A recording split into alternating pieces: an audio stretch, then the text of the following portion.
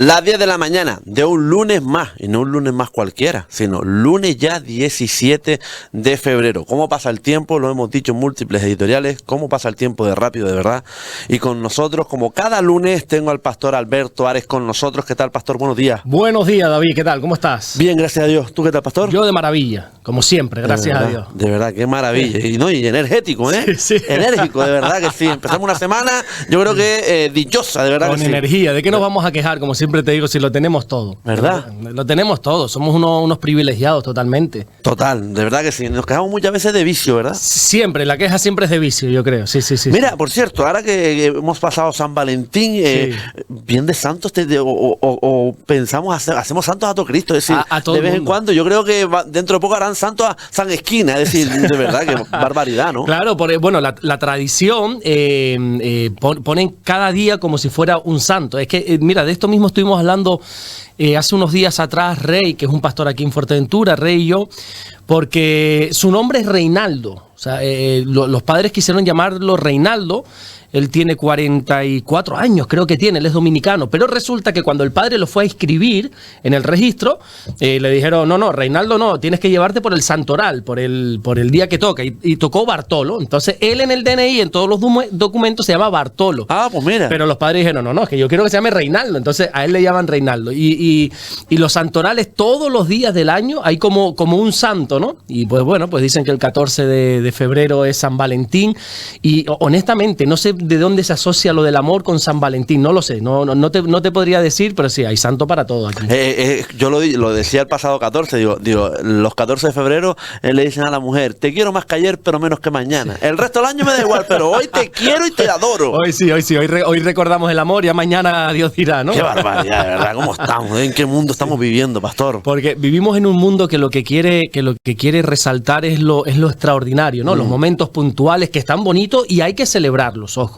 Hay que celebrar ese momento, una cena romántica, un viaje, algo, pero yo creo que el amor es más cotidiano. El amor se demuestra día a día.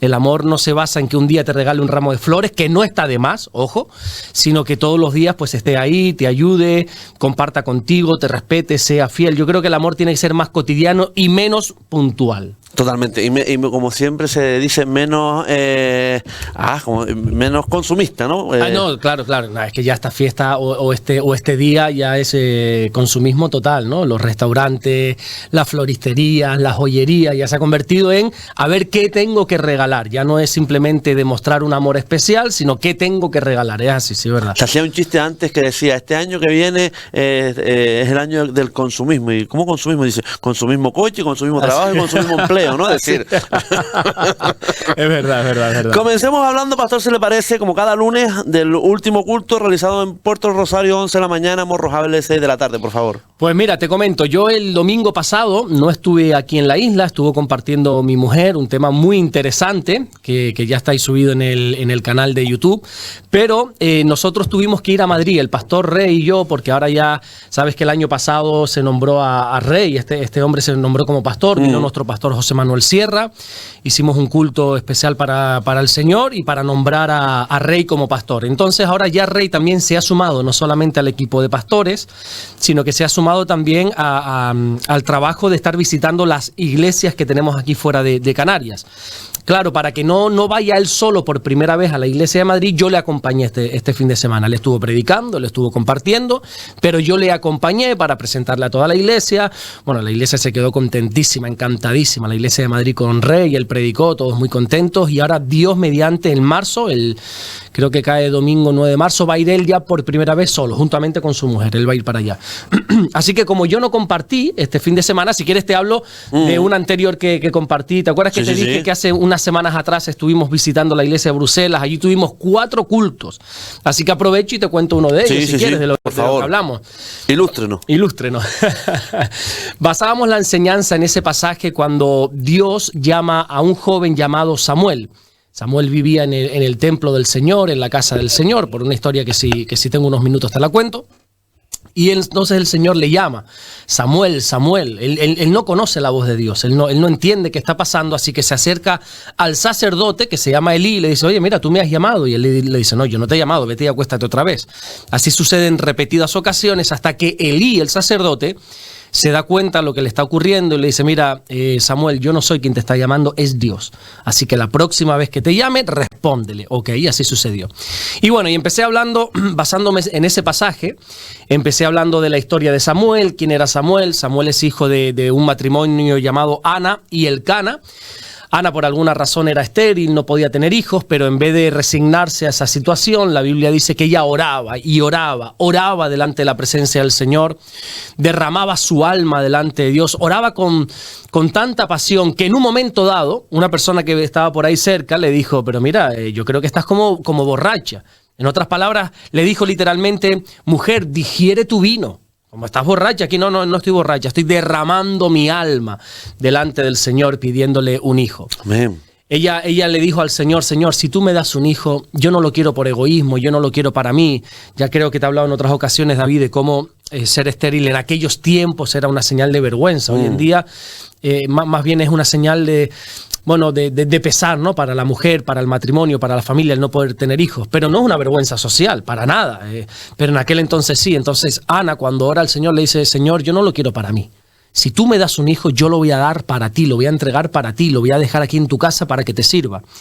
Dios responde esa oración y le entrega a Samuel, a este hijo, ¿verdad? Luego más tarde le da 5 hijos más. Porque cuando uno pide al Señor, el Señor nos da siempre más de lo que pedimos. Y bueno, y entonces Ana cumple su parte. O sea, Dios cumple su parte, que le da un hijo, y Ana cumple la suya, que es entregarlo a la casa del Señor. Allí estaba el sacerdote Elí, y dice la Biblia que Samuel, desde que era niño, servía al Señor, ministraba al Señor, literalmente dice la Biblia. Ministrar significa servir. Hablaba por un momento de que qué bonito es ver a los jóvenes sirviendo a Dios, qué bonito es ver en las iglesias jóvenes, qué bonito ver a un joven temeroso del Señor, qué bonito, por lo menos para mí, me encanta ver a una persona joven de edad que ya tiene el deseo de servir al Señor, que rechaza el pecado o por lo menos que lucha contra la tentación y que está sirviendo al Señor con pasión, con fervor. Hay un versículo que dice la Biblia, qué bueno es que el joven desde su juventud lleve el yugo del Señor. Es lo más hermoso que hay ver a un joven sirviendo al Señor. Bueno, y así fue contando un poquito la historia de Samuel, de cómo Ana, pues aún en medio de su esterilidad, Dios le dio ese milagro, le dio a Samuel. Y como estaba explicando un poco lo de la casa del Señor, me metí ya en un poco de estudio bíblico. Aproveché, como estábamos, vuelvo y repito, perdón si soy repetitivo, estábamos visitando la iglesia de Bruselas y teníamos diferentes cultos. Digo, bueno, aprovecho no solamente para compartir la palabra, sino vamos a tener un tiempo de estudio. Y empecé a explicar con unas imágenes, con todo, qué significaba el templo del Señor. En aquel entonces era un tabernáculo, luego más tarde fue como un templo más fijo, pero luego Salomón ya construyó lo que se conoce como el Gran Templo de Jerusalén y explicaba lo que era el templo, cómo se llegó al templo a través de Moisés, de las 12 tribus, de que Dios escogió una de las 12 tribus, Leví, para que fueran los levitas, y cómo se empezó a construir todo. Era el tabernáculo era como, perdón por la expresión, pero para que lo entendamos bien, era como una especie de tienda de campaña en medio del desierto, donde Dios iba a habitar con el ser humano, donde un Dios santo iba a estar en medio de un pueblo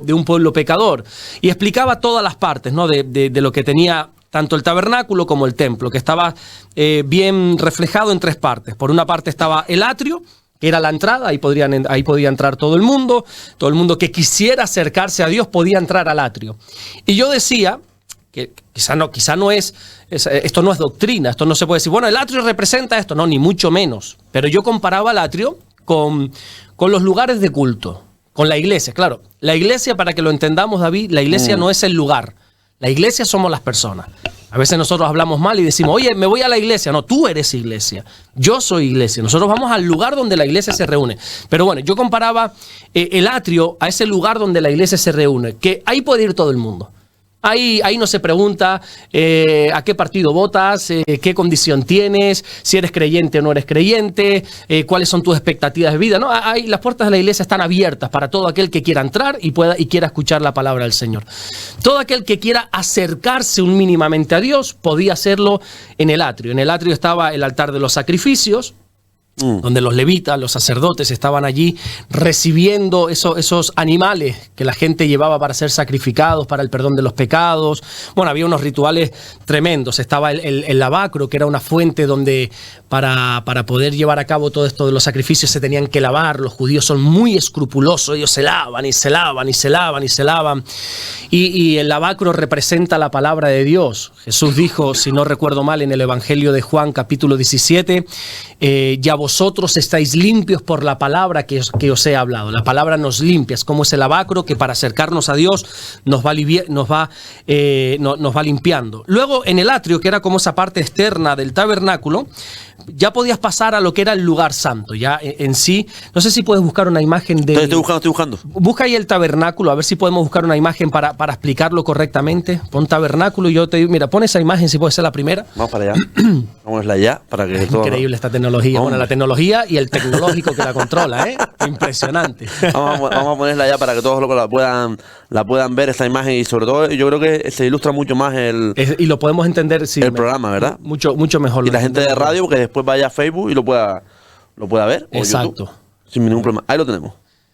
Ahí está. Bueno, pues el atrio viene siendo todo lo que... O sea, están las cortinas, ¿verdad? Blancas. Y luego hay una bandera ahí azul que parece la bandera de Inglaterra, pero no tiene nada que ver. Ahí, exactamente. Eso lo que tú estás enfocando ahora, donde está esa hoguera. Esa llama. Sí, esa llama. Ahí delante hay como un redondel, ese es el lavacro. Bueno, ahí podía entrar todo el mundo. ¿Puedes echar un poquito para atrás la imagen? Sí, claro. Por favor.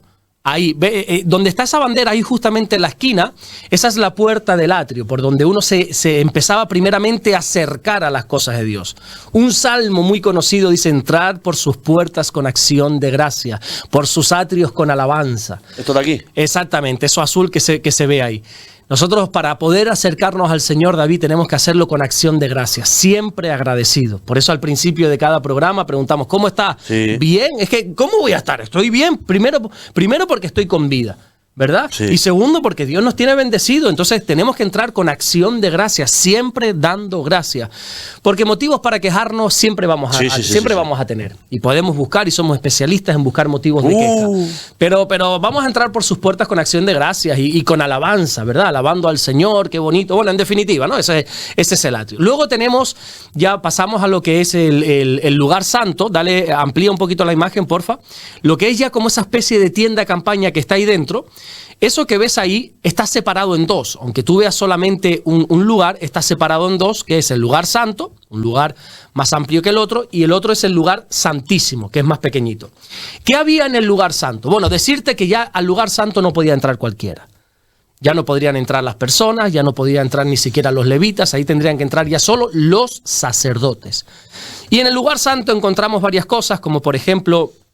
la mesa de los panes de la proposición, ahí se colocaban 12 panes que se iban renovando cada semana, que representan, bueno, las 12 tribus de Israel. Los panes se iban renovando semanalmente y los sacerdotes se los comían, porque claro, acuérdate que los levitas, la tribu de Leví, exactamente eso es, bueno, el cuadrado más grande, donde pone ahí la mesa de la... Ahora lo pones justo arriba, lugar santísimo, lugar santo. Exactamente, pues ahí en el lugar santo, la mesa de los panes de la proposición. Pues ahí comían los sacerdotes. Acuérdate que la tribu de Leví no tuvo heredad, sino el servicio a Dios. Todos los demás tuvieron tierras, propiedades, ganado, un montón de cosas, pero cuando los levitas dijeron, bueno, y mi herencia, tu herencia es el servicio a Dios. Vale, pero de algo hay que comer. O sea, yo sirvo a Dios, pero de algo hay que comer. Bueno, pues Dios empieza a crear un sistema de cuidado para la tribu de Leví, entre ellos, por ejemplo, estos panes que se podían comer. Y uno dice, bueno, ¿y qué es eso? Años después, siglos después, Jesús dijo cuando estuvo aquí en la tierra, yo soy el pan de vida. Lo bonito de todo esto, del tabernáculo, del lugar, del atrio, el lugar santo, el lugar santísimo, es que todo nos apunta a Jesús. Luego también estaba el candelabro con los 7 brazos, que se conoce como la menorá, y servía para iluminar. Ves que entrando ahí a mano izquierda hay como una fuente de luz amarilla. Sí. Eso es la menorá, esos 7 brazos que iluminaban. Ahí dentro había oscuridad.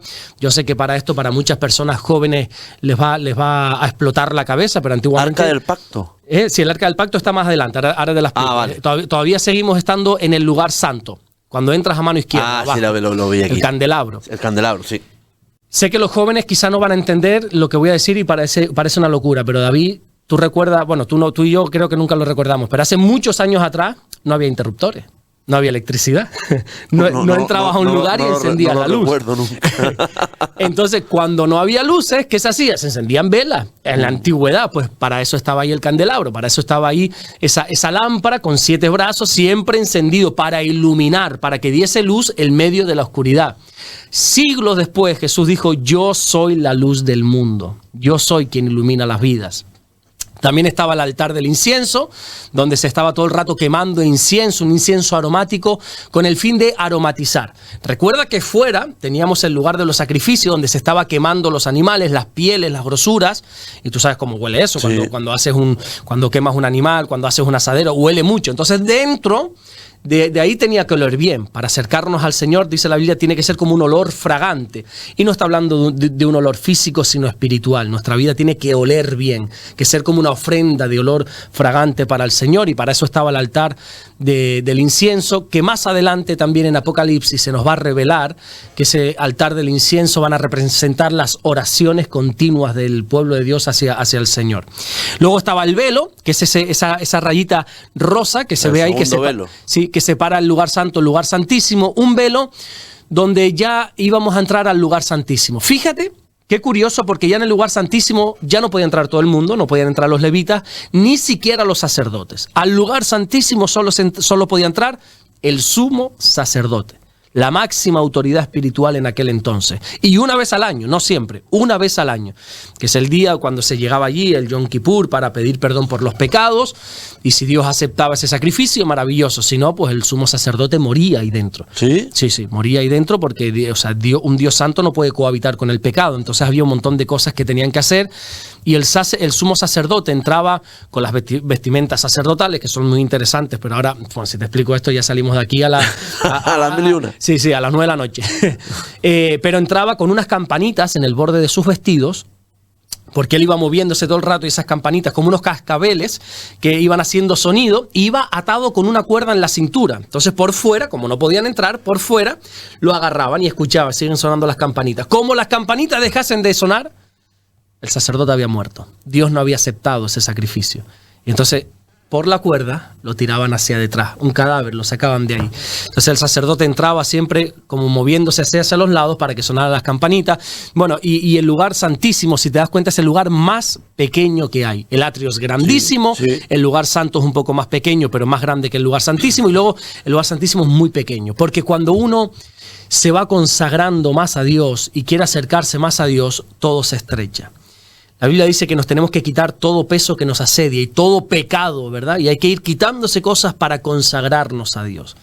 Y ahí en ese lugar santísimo está lo que tú acabas de decir, que es el arca del pacto, donde, bueno, allí habían varias cosas, pero lo que estaba allí era la presencia de Dios, la Shekinah que se conoce, ¿verdad? La presencia de Dios, la gloria de Dios. Allí moraba, bien protegida, bien resguardada. Y entonces ya te digo que el sumo sacerdote podía acercarse a la presencia de Dios pues una vez al año. Cuando Jesús muere, hay un versículo muy interesante que dice que el velo del templo se rasgó. Ese velo que separaba el lugar santo del lugar santísimo se parte en ese momento. Jesús muere en la cruz y el velo se rompe. Pero mira qué interesante el dato que nos da la Biblia, porque dice que el velo se rasgó de arriba hacia abajo. Esto físicamente es imposible. El velo se debería haber rasgado de abajo hacia arriba, que es donde está la vida, abajo, a nivel personal. Pero es que no fue el hombre quien rasgó el velo, fue Dios quien rasgó el velo. Por eso se rasgó de arriba hacia abajo, dándonos entrada al lugar santísimo. Ahora ya no somos sumo sacerdote, ya nuestro sumo sacerdote es Jesús, pero nosotros podemos entrar libremente allí al lugar santísimo y podemos estar con el Señor. Y bueno, estuvimos hablando de todo eso, de cómo ahora ya nosotros podemos estar ahí. Y si quieres te dejo ahí el resumen, porque luego me falta más de 3/4 partes de la predicación, de la enseñanza.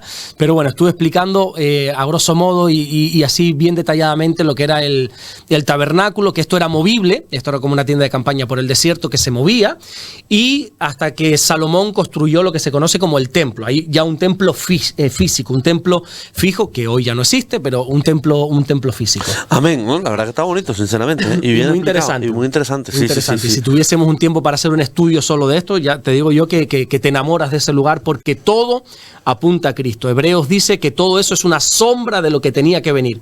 Todo eso, hasta las cortinas, absolutamente todo, nos va a reflejar a Jesús. Es muy bonito. Amén. Bueno, empecemos con las preguntas, pastor, ¿se le parece? ¿Por qué Dios parece más severo en el Antiguo Testamento y más misericordioso en el Nuevo?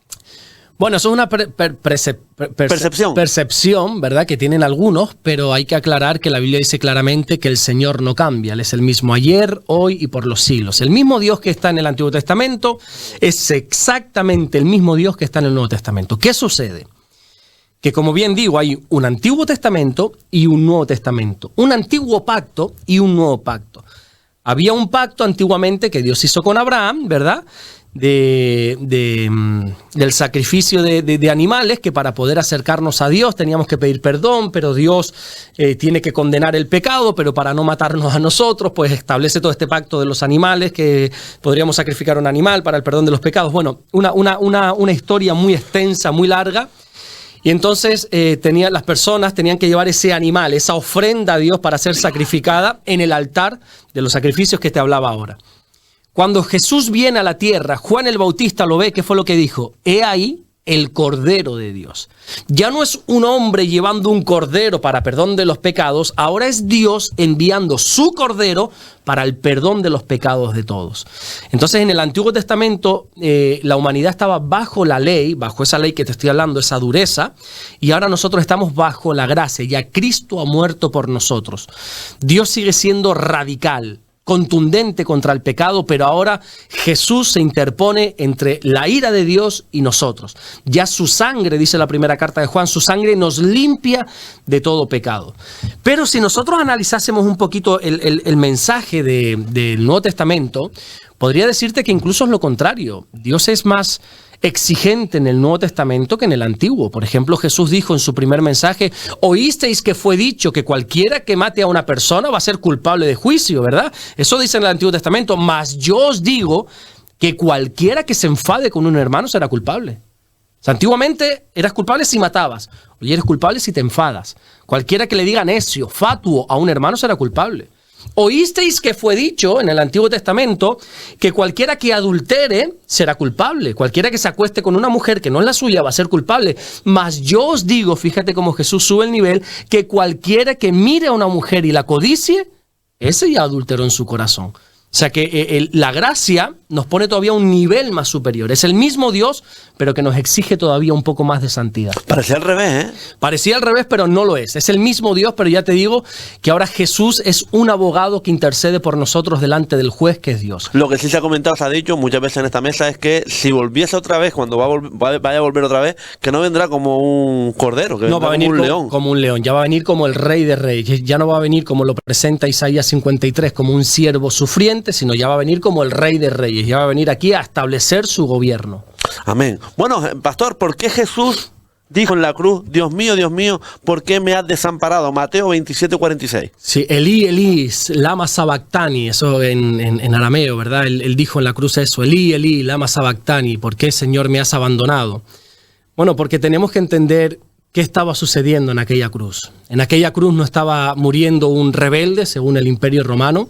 No estaba muriendo alguien que se hacía pasar por Dios. No, en aquella cruz estaba muriendo Dios mismo, el Hijo de Dios. Y lo estaba haciendo no por martirizarse, no por victimizarse, no por ninguna buena causa, no por hacer una buena obra. Lo estaba haciendo con un fin bien detallado. Lo estaba haciendo por amor a nosotros. En aquella cruz Jesús cargó, dice la Biblia, todos los pecados de la humanidad. Jesús en aquella cruz se convirtió en el Cordero de Dios, en esa ofrenda que Dios mismo presenta. Y su sangre derramada es lo que nos trae perdón de pecados. Jesús en aquella cruz, un hombre santo, sin pecado, estaba cargando en él el pecado de la humanidad. Dios y el pecado, David, no pueden cohabitar. No cohabitan. No, pero para nada. Es como la luz y las tinieblas. Nunca vas a ver un lugar luz y tinieblas. Donde hay luz desaparecen las tinieblas. Entonces, en ese momento donde Jesús carga el pecado, el Padre desde el cielo tiene que girarse. Tiene diríamos aquí, tiene que virar su cara, ¿verdad? No puede mirarlo. Lo tiene que desamparar. No por Jesús, por el pecado que estaba cargando Jesús. y lo tiene que desamparar. Y Jesús, fíjate que el mayor sufrimiento que tiene es este. Jesús sufrió en el huerto de Getsemaní cuando lo iban a arrestar. Dice la Biblia que él llegó a sudar sangre literalmente. Esto tiene una explicación médica, científica. Él se le clavaron los clavos en las manos, en los pies, una corona de espinas, le dieron de beber vinagre en vez de agua, lo bofetearon, lo escupieron. Pero el mayor sufrimiento, el mayor grito de agonía lo dio aquí. Elí, Elí, lama sabactani. Señor, Señor, ¿por qué me has desamparado? Jesús se sintió totalmente desamparado en aquella cruz. Y eso fue lo que más le dolió, verse separado del Padre, separado de Dios. Pero al final este grito, yo creo que no es tanto de Jesús, que lógicamente es el autor de este grito, sino que es el grito de la humanidad. Es el grito de toda persona que vive sin Dios. Quizá no lo saben expresar, quizá no saben a quién expresarlo. Jesús sabía a quién tenía que decir, Señor, Señor, ¿por qué me has desamparado? ¿Por qué me siento así? Pero es el grito de la humanidad, una humanidad que está viviendo en pecado, una humanidad que le ha dado la espalda a Dios y que aparenta una felicidad que no tiene. Pero en su interior están gritando, Elí, Elí, lama sabactani. Señor, Señor, ¿por qué me has desamparado? ¿Por qué me siento así? ¿Por qué a pesar de que logro cosas materiales me siento vacío? ¿Por qué a pesar de que intento ser buena persona me siento así? Es el grito de una humanidad que le ha dado la espalda a Dios. Esta es la manera en la que se siente toda persona sin Dios. Yo ya, David, para los años que tengo, que no son muchos, que son 40, pero tengo cierto recorrido en el Señor, ya tengo bastantes años en el Señor, yo ya no me creo ese discurso de la gente de ¿cómo estás? Bien, bien, bien, a mí me va todo de maravilla. Ya a mí eso no me la cuelan, David. Yo ya sé cómo es, yo ya sé cómo es esta historia. En otras cosas soy muy ignorante, en otras cosas, como dice mi mujer, soy muy inocente, pero yo ya aquí he aprendido que una persona sin Dios no es feliz. Aparenta felicidad, pero no es feliz. Puede decirte que está bien, puede decirte que todo va bien, pero en su intimidad se están bebiendo las lágrimas. Recuerdo un joven que me llamó, él no era de la iglesia, había venido alguna vez y estaba teniendo problemas que nunca supe exactamente cuál, pues yo no le pregunto a la gente exactamente, pero me llama y me dice, pastor, me quiero quitar la vida, me quiero suicidar. Y yo ahí, pues, un joven, te estoy hablando de 20 y pocos años, no piense. Muy jovencito, intento ahí primeramente orar y darle consejos, oye, por favor, no hagas esto, mira que el Señor te ama, mira que tienes un propósito, intento transmitirle un mensaje de ánimo, no, oye, no vale la pena, por lo que estés pasando, no vale la pena tomar esta solución, hay salida, no te preocupes, vamos a estar contigo, y este chico quería suicidarse.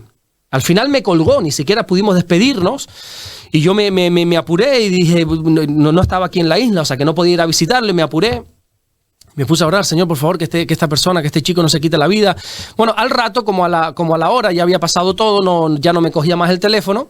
Pues estoy viendo el Facebook y veo una foto que acaba de subir ese mismo chico, hace 5 minutos, una foto que él estaba haciendo así, y más feliz que nunca, la vida me sonríe. Y yo digo, qué falsedad, ¿no? O sea, ¿qué historia estamos vendiendo al mundo cuando la realidad es totalmente otra? Y es así. Este grito de Jesús en la cruz de ¿por qué me has desamparado? Es el grito que toda persona está clamando en su interior. Lo que pasa es que algunos tienen el valor de decirlo y otros pues siguen aparentando que todo está bien. Pero vuelvo y repito, David, yo ya te puedo decir por experiencia que toda persona sin Dios está en un estado de desesperación, de desamparo. Amén. ¿Cómo son las redes sociales, pastor? Sí, las redes sociales ahora, pero siempre ya las redes sociales se han convertido en un circo, en un show. Ya a veces a mí me dan hasta vergüenza ajena. Yo, por ejemplo, uso mis redes sociales únicamente para compartir la palabra. Hay unas personas que a mí me llevan las redes sociales de la iglesia. Ahora estoy hablando con otra persona que me está asesorando muy bien para el canal de YouTube, para hacer las cosas correctas. Y me decía, bueno, lo que vamos a hacer ahora, vamos a crear otro perfil tuyo en Instagram para que ya ahí cuentes cosas tuyas personales y está bien lo que haces con la iglesia, pero cosas, digo, mira, no, lo siento, pero no te equivoques. Yo, mis redes sociales, a mí no me interesa que la gente sepa dónde estoy, si me voy a cenar con mi mujer, si estoy en casa, si hago esto, si hago lo otro, si me he visto así, si me he visto asá.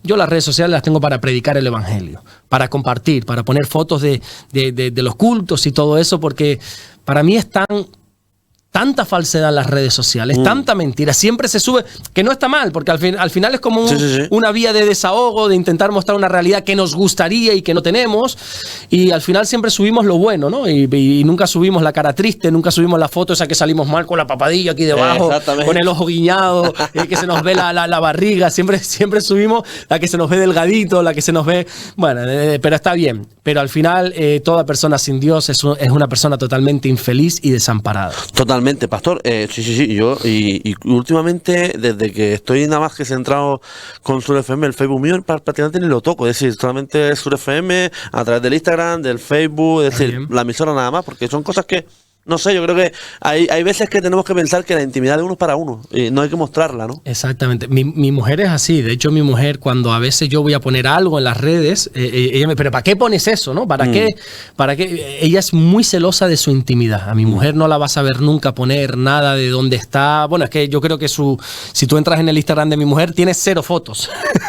No tiene absolutamente nada. Ella la tiene porque, bueno, para ver las cosas y todo, pero ella no pone nada porque dice que eso nos va a pasar factura el día de mañana y uno tiene que ser celoso de la intimidad y al final quien ve las redes sociales tú no le interesas, o sea, sí. A quien le interesas, David, a tus padres, a tu pareja y a un círculo muy íntimo. Esos son los que realmente se van a alegrar de ti. Si tú pones una foto de estoy en Cancún de vacaciones, vas a generar más envidia que alegría. Tus padres se van a alegrar, que bueno que mi hijo esté así, que esté avanzando, esté progresando, pero los demás quizás te vamos a dar un me gusta, pero qué rabia este David, él está en Cancún y yo estoy aquí trabajando. Y picándome los mosquitos.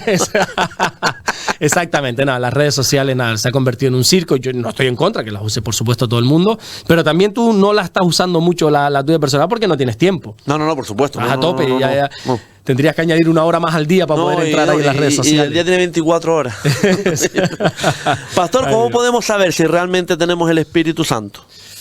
Qué buena pregunta. Joel, el profeta Joel en el Antiguo Testamento, creo que es en el capítulo 2, versículo 28, él dijo que un día Dios iba a derramar su Espíritu Santo sobre toda carne, sobre toda persona. El Espíritu Santo en la antigüedad no se movía en todos, no estaba en toda persona, sino en reyes, profetas y sacerdotes nada más. Pero a partir del Pentecostés, que hablábamos hace unas entrevistas atrás, de aquel día, aquel famoso día escogido por Dios, meticulosamente escogido, estratégicamente escogido, porque había todas las naciones de la tierra estaban centradas en un mismo lugar, Dios decide cumplir esta palabra. Enviaré mi Espíritu Santo sobre toda carne. Claro, allí estaba mucha gente y no fueron llenas del Espíritu Santo. ¿Qué pasa? ¿Que Dios mintió? No. Cuando dice derramaré mi Espíritu Santo sobre toda carne, sobre toda persona que cree en mí, sobre todo creyente. El Espíritu Santo está sobre y en los creyentes. Por eso fueron llenos solo los 120. La Biblia dice que cuando nosotros creemos en Dios, cuando creemos en Jesús, le aceptamos en nuestro corazón, el Espíritu Santo nos sella, nos marca, ¿verdad? Ahora somos de su propiedad. Nos sella. Yo ahora me he comprado un sello con mi nombre, porque cuando voy a prestar un libro, pues lo marco, como si fuera un animal, una vaca, una cuña, ¿no? Lo marco para decir, acuérdate que este libro es mío y si algún día voy a tu casa y lo veo, sé que es mío porque está sellado. El Espíritu Santo hace eso con nosotros. Cuando creemos en Jesús, Él imprime su sello en nuestra vida. Hay un versículo muy bonito que dice que el Espíritu Santo da testimonio a nuestro espíritu de que verdaderamente somos hijos de Dios. Quizá podría explayarme en esta respuesta y darte unos argumentos. No, adelante, puedo hacerlo. Pero mira hacia dónde apunto. Quizá no podría decirte al 100% cómo saber si tenemos al Espíritu Santo. Pero cuando uno tiene al Espíritu Santo lo sabe. Porque hay algo en su interior que le da testimonio que es hijo de Dios. Hay algo en su interior que dice, yo tengo el Espíritu Santo. ¿Cómo? Quizá no sabría explicártelo, claro, pero lo tengo. Y dice la Biblia también que el Espíritu Santo nos lleva a clamar Abba, Padre. Ese deseo hacia el Padre, ese deseo hacia Dios, ese deseo que nosotros tenemos hacia nuestro Dios viene del interior. Es como unos ríos de agua viva que quieren saltar y brotar a otros. Y uno dice, pero ¿y este deseo de dónde viene? Bueno, es el Espíritu Santo. Pero luego ya eso eres tú, pero los demás, ¿cómo sabemos que tú tienes el Espíritu Santo? Por los frutos, ¿verdad? La Biblia habla en Gálatas capítulo 5 de los frutos de la carne y los frutos del Espíritu. El que está en la carne, ¿qué frutos da? Adulterio, fornicación, mentira, todo lo que el mundo dice. ¿Cuáles son los frutos del Espíritu? Amor, gozo, paz, benignidad, mansedumbre, fe, constancia, templanza. Contra tales cosas no hay ley.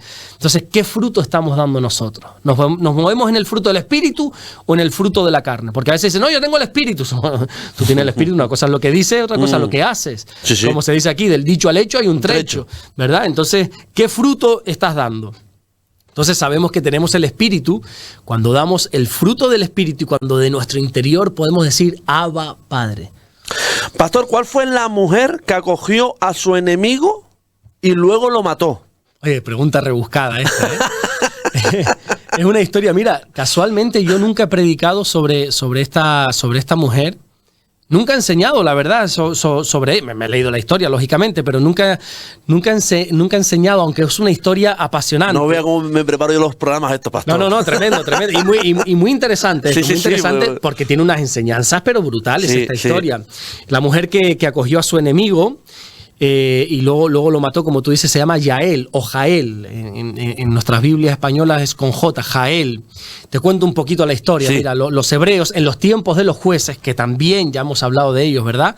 Ese tiempo oscuro de Israel, donde Israel no quería un rey, no tenía un rey sobre ellos, y por lo tanto, dice la Biblia, hacían lo que les daba la gana. Eso al principio es bueno, pero luego tiene sus consecuencias. Entonces, la historia de los jueces es un ciclo repetitivo donde el pueblo de Israel se hunde en la miseria, en plena oscuridad, en pecado, ven las consecuencias, claman a Dios, Dios misericordioso los ayuda, los levanta y luego otra vez vuelven a hacer lo mismo. Es un ciclo repetitivo, es un bucle. La pescadilla que se muerde la cola. La pescadilla que se muerde la cola. Así somos las personas, ¿verdad? Somos así, desgraciadamente. Entonces, en aquel entonces estaban siendo oprimidos por el rey de los cananeos, que si no recuerdo mal se llamaba Jabín. Estaba siendo oprimido el pueblo de los hebreos por este rey cananeo. Y el gobernante, el ejército, o sea, el comandante del ejército se llamaba Sísara. Siempre me ha gustado ese nombre. Sísara, sí, aunque es el enemigo, pero me gusta ese nombre, Sísara. Estaban siendo oprimidos por más de 20 años hasta que el pueblo de Dios dice: Señor, líbranos de los cananeos, líbranos de este tal Sísara que tiene, si no recuerdo mal, como 900 carros de hierro, que en aquel entonces era un ejército inmenso. Y el Señor levanta a una mujer llamada Débora y dice: bueno, esta va a ser la estrategia, vamos a ir a este lugar y el Señor nos va a entregar no solamente a Sísara, sino a todos los cananeos. Así hicieron, fueron a aquel lugar y dice que el Señor entregó a los cananeos en mano de los hebreos, los vencieron. Pero Sísara no muere en esa guerra, sino que huye y empieza a huir buscando un refugio. ¿Dónde voy? ¿Dónde voy? ¿Dónde voy? Y de repente se encuentra con una casa de una tal Jael, de esta mujer que aparece de la nada en la historia, una cenea, ni siquiera es hebrea ni cananea, sino cenea, con C, cenea. Y esta mujer, sabiendo quién es, dice: sí, refúgiate en mi casa, acuéstate, hombre, acuéstate, no pasa nada. Y ella sabe quién es, a quién tiene ahí, a su enemigo. Acuéstate, ¿tienes sed, mi niño? Sí, toma leche, bebe. Dice que lo arropa con una manta y cuando se duerme, ay David, cuando se duerme ese hombre, cuando se duerme Sísara, esta mujer, Jael, coge un mazo y dice que se lo clava, lo mata, literalmente. Y uno dice: pero ¿y quién es esta mujer, no? Bueno, esta mujer es, se me ponen los pelos de punta porque es una historia apasionante. Esta mujer es Cenea, del pueblo de Jetro, el suegro de Moisés, alguien que ya había pasado, alguien que con el tiempo, pero fíjate cómo nuestra descendencia al final puede ser usada por Dios también para bendecir al pueblo. De aquí aprendemos que al final Dios va a usar a quien quiera. Las personas menos inesperadas de todas es a quien Dios usa para darnos la victoria. A veces pensamos que la victoria viene de esta persona, de la otra. Puede venir de una desconocida Jael. Fue Jael, esta desconocida, descendiente del suegro de Moisés, quien le dio la victoria al pueblo de Dios. De hecho, se refleja en Jueces capítulo 4 que era una mujer bendita que les dio la victoria. Lo vimos, por ejemplo, con David contra Goliat. Exactamente, ¿verdad? Parecía que la victoria, o se esperaba que la victoria viniera del ejército, pero vino de un muchachito, de un pastor de ovejas que ni siquiera cualificaba para estar en el ejército, así es. Hoy el día va de mujeres. ¿Qué mujer fue viuda por 3 horas? Nunca me habían hecho esta pregunta desde este punto de vista. Me habían hablado de esta mujer, Ananías y Zafira, que era un matrimonio, pero no, viuda por 3 horas. Yo, viuda por 3 horas, ¿verdad? Viuda por 3 horas, ¿sí? Bueno, Ananías y Zafira, Ananías es la mujer viuda por 3 horas. Ananías y Zafira era Zafira, Ananías era el esposo. Un matrimonio que formaba parte de la iglesia primitiva, de aquellos primeros creyentes que se añadieron en la iglesia.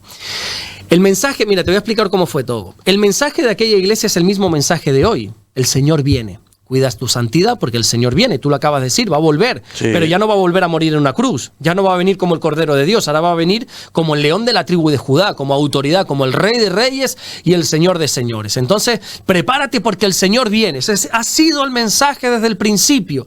Y uno dice: wow, 2000 años predicando lo mismo y no viene. Pedro nos dice el por qué. No pienses que el Señor está retardando su promesa o que está mintiendo, no, sino que el Señor es paciente para con todos porque no quiere que ninguno perezca, sino que todos procedamos al arrepentimiento. Si el Señor no ha venido es porque todavía tiene esa esperanza de que muchas personas todavía se vuelvan a Él. Bueno, en definitiva, ese era el mensaje de la iglesia primitiva, el Señor viene. Ellos entendieron ese mensaje porque así se predicaba como que el Señor viene ya. Viene ya, o sea, iglesia, despreocúpense por el día de mañana porque lo mismo viene mañana o viene hoy. Ese era el deseo de la iglesia. Ellos no sabían que iba a tardar milenios en venir, siglos en venir, sino pensaban que era ya. ¿Qué hace la iglesia? Empiezan a vender todas sus propiedades. Cada uno dice que vendía lo que tenía, su terreno, su casita, todo lo que tenía lo vendía y traían lo vendido a los pies de los apóstoles para que los apóstoles pudiesen cuidar a todas las personas, a las viudas, a los huérfanos, para que todos tuviesen por igual. La iglesia primitiva tenía algo muy bueno que era que no les entraba en la cabeza que una parte de la iglesia estuviera bien y otros mal. Los hermanos de la iglesia primitiva no concebían en su mente que uno pudiese comer carne y otro no tuviese ni siquiera para arroz. Ellos decían, no, si somos hermanos, somos hermanos. ¿Verdad que en una casa, aún así haya un hijo bueno y un hijo malo, todos comen lo mismo? Pero yo en mi casa, muchas veces hacía trastadas, pero nunca me dijeron, bueno, para tus hermanas hay carne y para ti, toma lo que... No, siempre hubo comida para todos. Así era la iglesia primitiva, todos tenían que tener lo mismo. Por lo tanto, todos voluntariamente, no se exigía, voluntariamente vendían lo que tenían, se llevaba para repartir. Por otra parte, decir que esto no fue muy correcto, porque claro, al final pues el Señor no vino enseguida, o sea, cada uno que tenga lo que quiera. Bueno, en definitiva, Ananías y Zafira no estaban obligados a vender una propiedad que tenían, pero lo decidieron hacer. Oye, mira, ellos hablaron seguramente, si vendemos esto y lo llevamos a los apóstoles, ok, pero cometieron un error. Que es que de lo vendido, vamos a poner, la Biblia no habla de cifras, pero vamos a poner 10.000 euros. Vendieron esa propiedad en 10.000. Ellos dijeron, bueno, ¿y si damos solamente 8.000 y nos quedamos 2.000? Ok, es totalmente lícito. O sea, primero que no tienes por qué dar nada. Entonces, tú te puedes quedar con lo que quieras, pero ellos dicen que cuando se presentan delante de Pedro, dijeron, aquí está el total.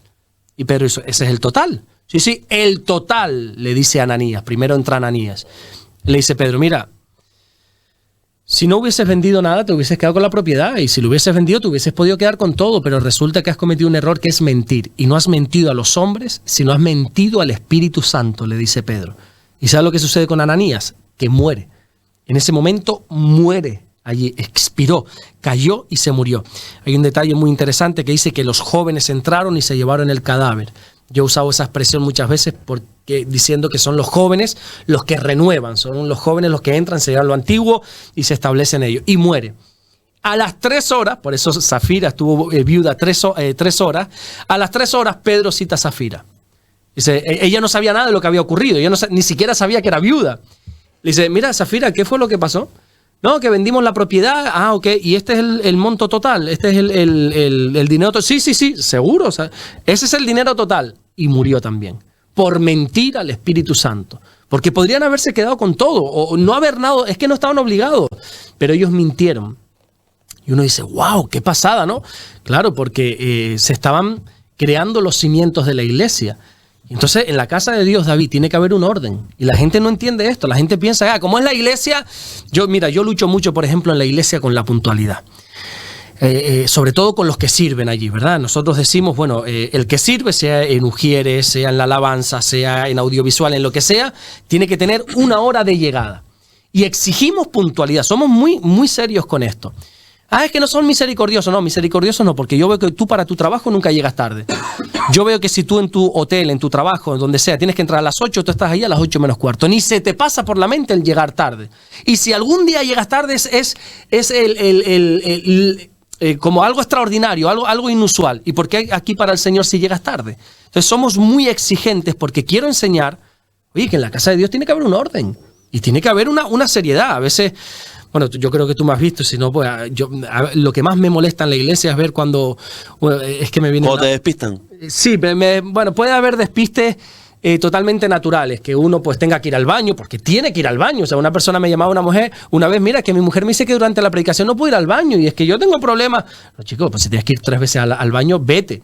Ahora, si vas porque te estás aburriendo, o si vas porque para darte el paseíto para que te vean, lo siento, pero no. Pero si tienes que ir al baño, vas, o si en un momento dado, lo que sea.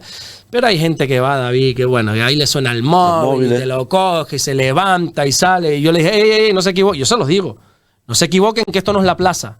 Esto no es el bar, no es la cafetería de la esquina, esto es la casa del Señor y esto se respeta. Y usted entra aquí y usted apaga su móvil. Y usted entra aquí o por lo menos lo pone en silencio. Te puede sonar como despiste, pero no lo cojas. O sea, no estés faltando el respeto a las cosas del Señor. Y si te gusta, bien. Y si no, pues mira, chico, no venga. O sea, a ver si me entiende. Pero aquí la casa del Señor se respeta. Mi pastor es mucho más serio con esto. Por ejemplo, él no deja que nadie entre con gorra a la iglesia. No, tú te descubres la cabeza. Él es muy severo. Cuando se está orando, por ejemplo, no, ahora no puedes pasar. Cuando se acabe la oración, puede haber otra vez muy estricto. Y yo a veces digo, wow, qué serio. Pero es que tiene que haber un orden en la casa de Dios. Tiene que haber un orden. La gente, pero ya no por poner normas. Nosotros no somos de normas porque a libertad nos llamó el Señor. No se trata de que aquí tienes que hacer esto, esto y esto porque lo dice el pastor Alberto, que no. Se trata de que la gente entienda que en la casa de Dios tiene que haber orden, que esto no es como dice mi padre, la casa de Tócame el Rock, que aquí vengo y hago lo que me da la gana, que aquí tiene que haber orden. Me estoy enfadando, No, te veo. Aquí tiene que haber un orden, y Pedro es lo que quiso transmitir. Ananías, Zafira, no, aquí no podemos permitir eso. Aquí no podemos permitir que tú vengas y digas lo primero que te dé la gana, o que mientas y mostrar a los demás que aquí no pasa nada. No, el Espíritu Santo los mató en ese momento. Y dice que como consecuencia.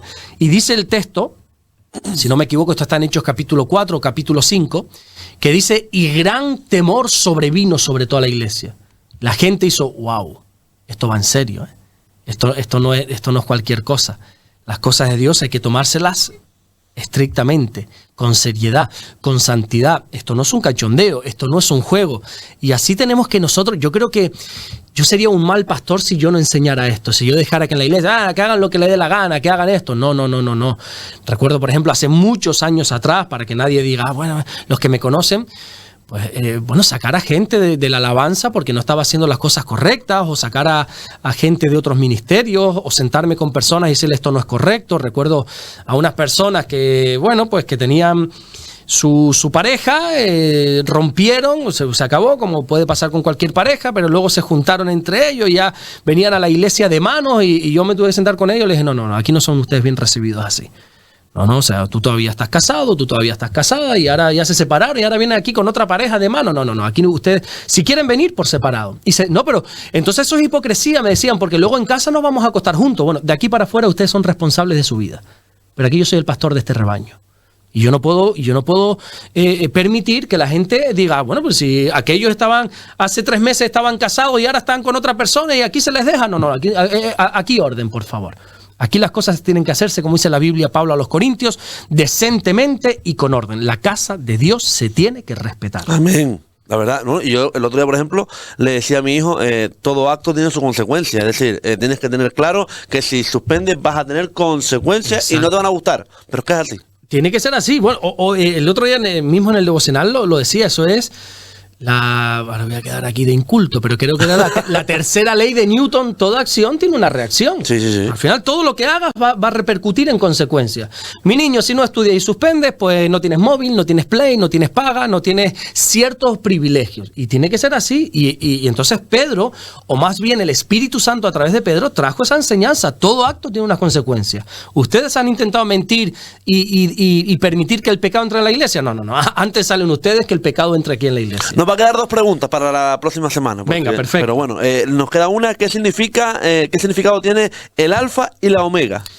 Bueno, es como un título, un sobrenombre que se le pone a Dios en el Apocalipsis y a Jesús, alfa y omega, principio y fin. El alfa es la primera letra, omega la última letra del alfabeto griego, y representa como que este título representa que Dios es el principio y el final de todas las cosas, que Dios siempre estuvo y siempre estará, que Dios no tiene un comienzo y un final, sino que Él, no es que Él represente, Él es el alfa, Él es la omega. Esto nuestra mente no entiende. Si pudiésemos profundizar en esto, nos damos cuenta que nosotros no lo entenderíamos. A veces hay gente que me han hecho esta pregunta 20 millones de veces, sin exagerar. ¿Sí? Siempre me dicen, bueno, vale, acepto que soy una criatura que Dios me ha creado, ok, pero ¿quién creó a Dios? Y yo le intento explicar, mira, Dios no es un ser creado, Él es el creador. Vale, pero tuvo que tener un principio. No, Dios no tiene un principio, Dios es el principio.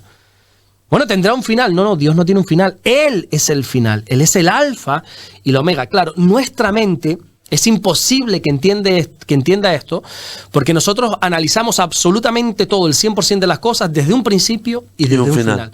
Todo en esta vida tiene que tener un principio, y es así. Hasta el universo tiene un principio, todo tiene un principio, todo está delimitado con un principio, un final. Nuestra mente lo analiza todo en base a eso, pero Dios no. Dios es eterno, dice la Biblia.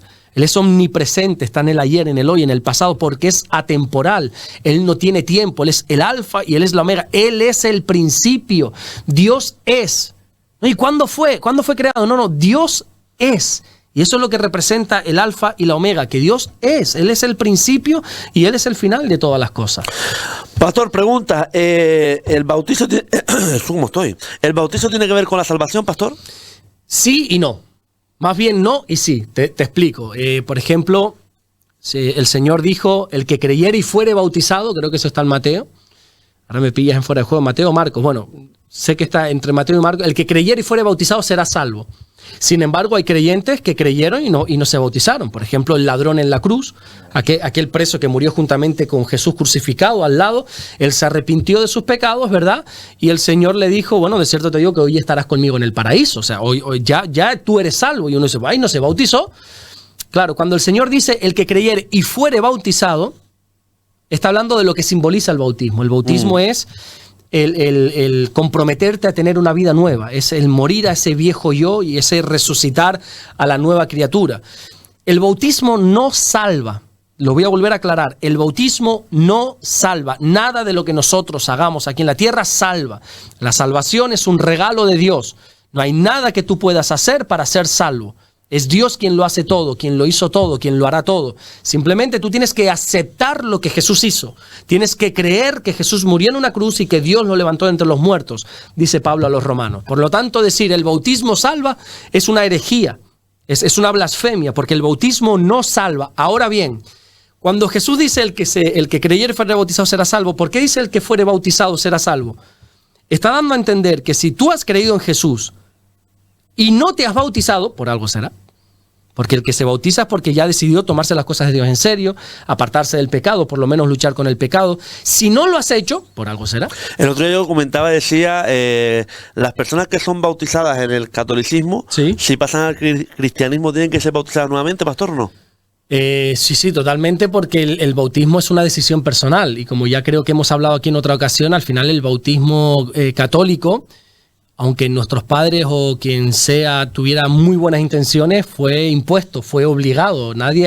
Yo fui bautizado en la Iglesia Católica, ¿verdad? Incluso hice la comunión en la Iglesia Católica hasta que pude conocer al Señor verdaderamente y pude entender que la comunión con Dios no se trata de una oblea, de una hostia, se trata de una relación íntima. Esto no se trata de ir a misa los domingos, ni de ir al culto tampoco los domingos, se trata de una relación con Dios.